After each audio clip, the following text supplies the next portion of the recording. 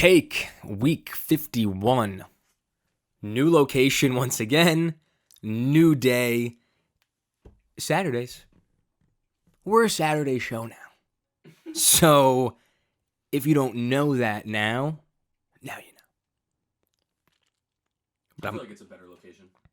I think this spot's perfect. Yeah. I mean,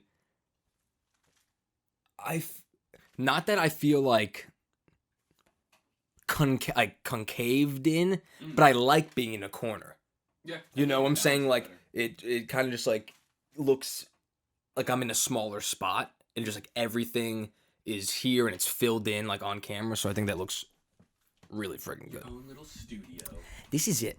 So we went from Christian's, a vacant room that now Chris is back in, to Christian's room yesterday, now down to Christian's basement. Here. It's a perfect little thing. But wild enough that our first Saturday show is on September 11th, and it is the 20th anniversary of 9/11.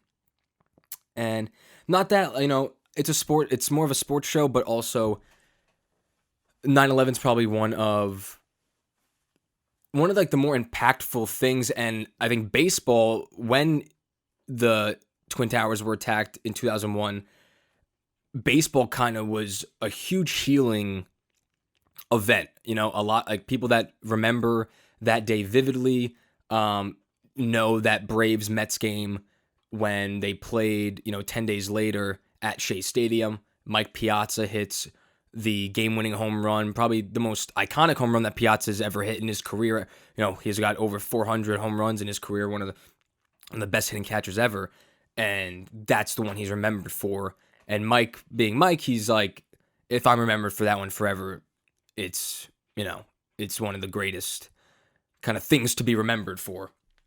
And my dad and I were watching like a documentary on MLB Network, and it was like some of the Braves players, Mets players just talking about that day, and like they lined up on the field and after the national anthem, and when the flag was out and the guns went off, the Braves and Met players came in and they embraced each other, they hugged each other.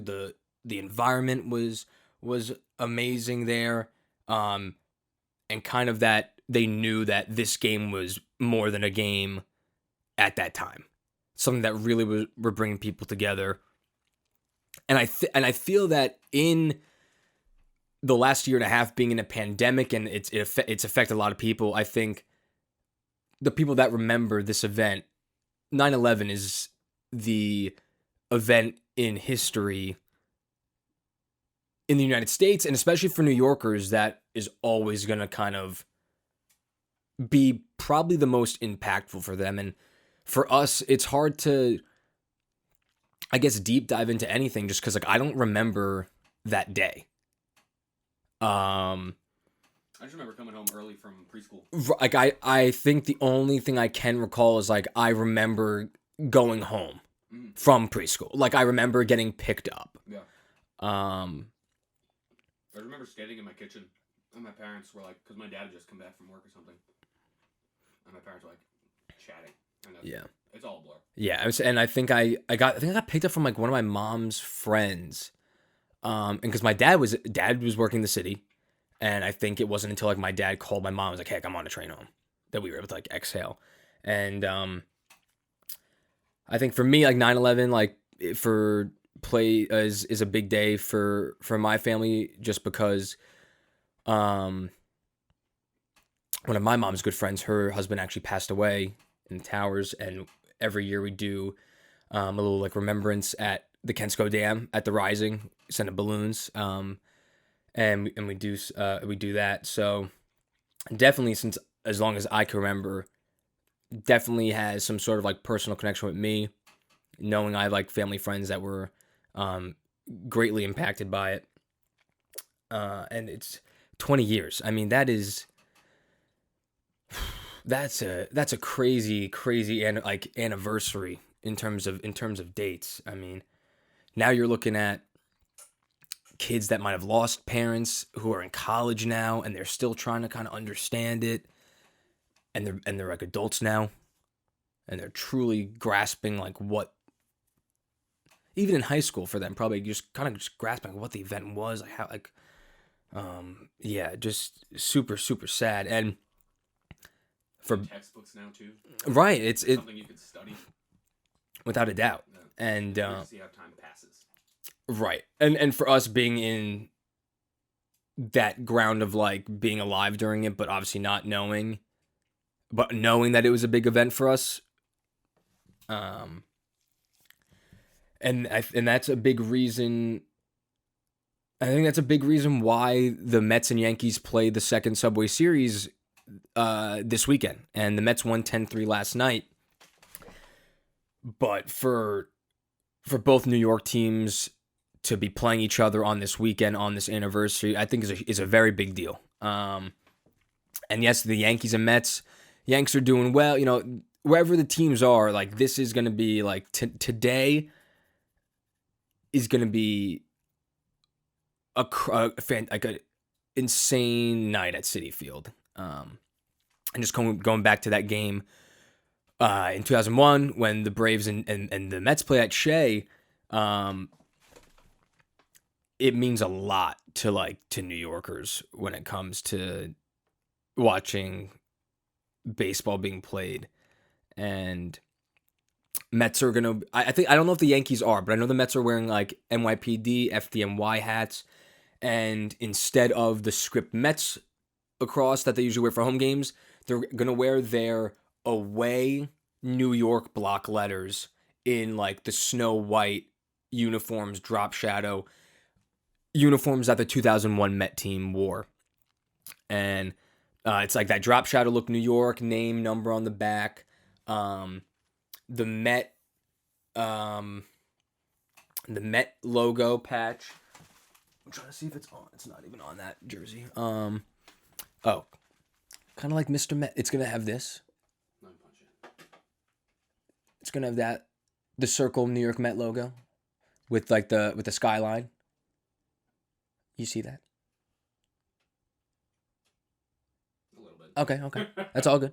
And then it has the 9/11/01 on the other sleeve. So those unis are going to be great. I think for me it sucked. I mean, I get it. It's like a national game on Fox today. I just hate that like the guys that call New York sports, like Gary, Keith, and Ron, even like Michael K, David Cohn, and Paulie for the Yanks, they don't even get to call this game.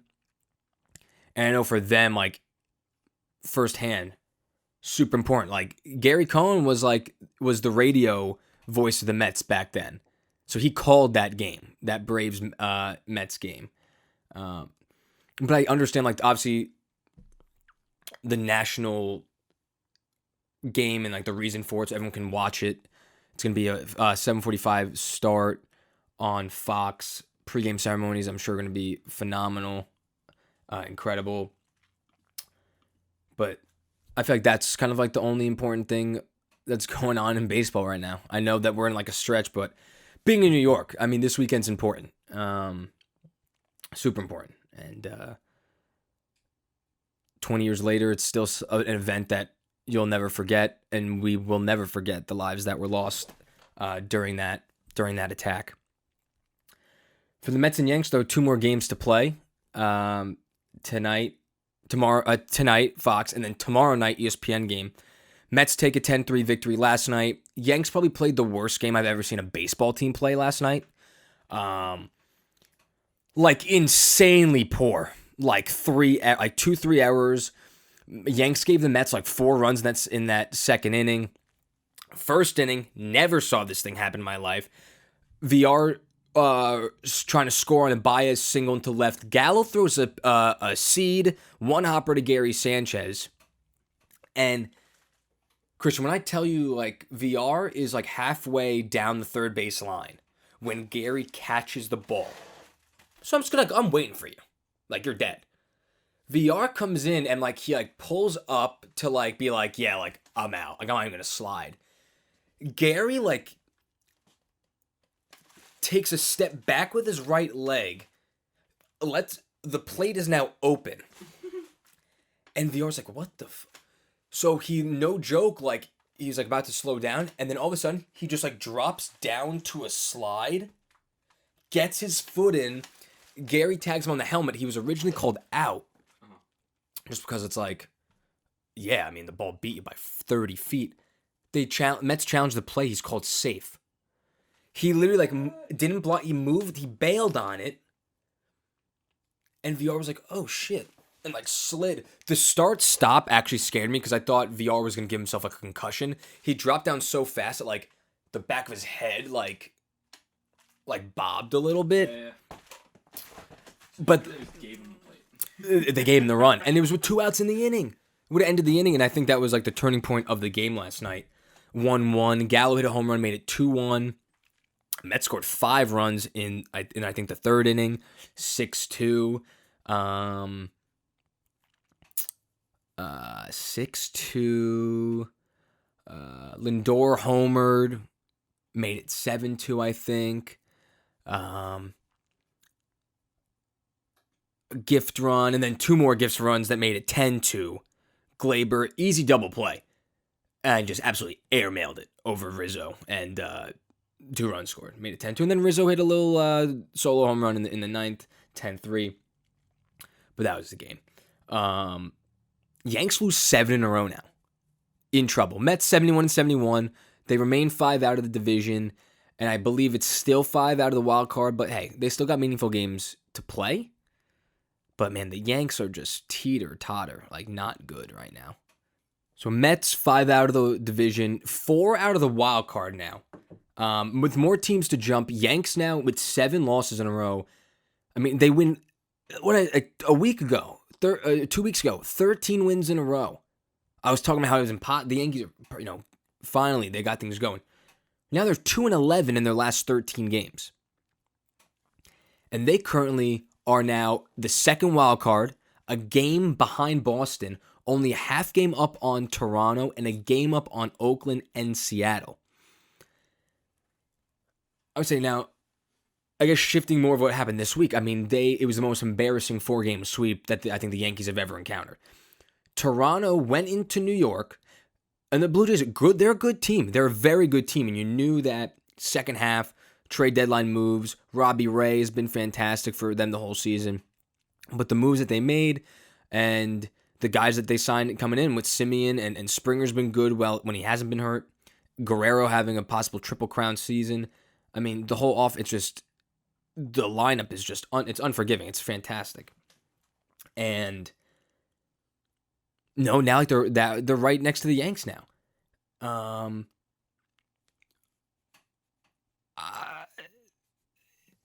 And now Tyone Hurt. It's just they have the easiest stretch. I mean, I guess after the Mets, it's like you played the Twins, who you crush. You played the Orioles, who have played you tight, and you lost 2 out of 3 at home. But I mean, you gotta take 2 out of 3 or sweep that series. They're playing the weaker part of their schedule. That's the good part. And now, the division's not even, Tampa Bay is running away with that thing. I think the Yanks are 10 out from Tampa Bay now. And a game behind Boston, and a half game out up, and only a game out on 3 other teams. I mean, you just got to play better. It's simple. I mean, this team is not hitting. They're pitching terribly now. And their defense is just one of the biggest strokes of a defensive team I've seen. I mean, the infield was just an absolute mess last night. Mets have taken 3 or 4 for the Yanks in these first 4. They took 2 of 3 at Yankee Stadium. They take the first one here at Citi Field. And now they sit at 71-71. And so they're 5 out on the division and 4 out on the wild card. What's crazy to me is that the wild card now is probably the easier or the road to the playoffs right now. So, if the Mets do make the second wild card and they go into a 1 game against the Dodgers, great. You lose that game or whatever. But yeah, you made it. The Braves do not lose to bad teams. So that's the whole thing, is that for the division, I don't see the Braves losing more than 8 games the rest of the way in the next 22. I think they're going to just go like they could easily go like 15-5 over the last 20 and just like wrap up the division, call it a day. Now their Mets are half game behind Philly for second place in the East, but jumping them. And now Cincinnati and San Diego are now tied for that second wild card spot. But this is the tough schedule, and we didn't get to talk about it. But that Marlin National, they went 9-5 after they started off 6-1. That's where it was. Like you easily, and you kind of had to go. You had to go 12-2, or 11-3, and they went 9-5. The terrible losses in Miami, especially the walk-off one to De La Cruz, that you didn't walk him, and then the Nationals game that Diaz blew the save, and then the Nats ultimately won it in the ninth inning. That was the day game on what day was that? Tuesday, maybe? I'm not sure. But anyway, because now you have a tougher part of the schedule. You still have 2 more with the Yankees. Then you play the Cardinals coming in. Then you do have Philadelphia. You play the Braves the last 3 games of the season, although those games probably won't even count for them because they'll be out of it by that point. But, just continue. Like, these Yanks and Mets continue to shoot themselves in the foot. Just not getting the job done that needs to be done. 7:45. First pitch is at Citi Field. And I believe, I'm not sure, I forget who's doing like the ceremonial first pitch, but it might be like John Franco to Mike Piazza, or like they might have gotten like a Yankee to come in. I think Mike Piazza's catching the ceremonial first pitch. Piazza's going to be there. A lot of those 2001 New York Mets are going to be there. So it's going to be a great day of remembrance, and hopefully a great day at the ballpark with both New York teams facing off in the Subway Series.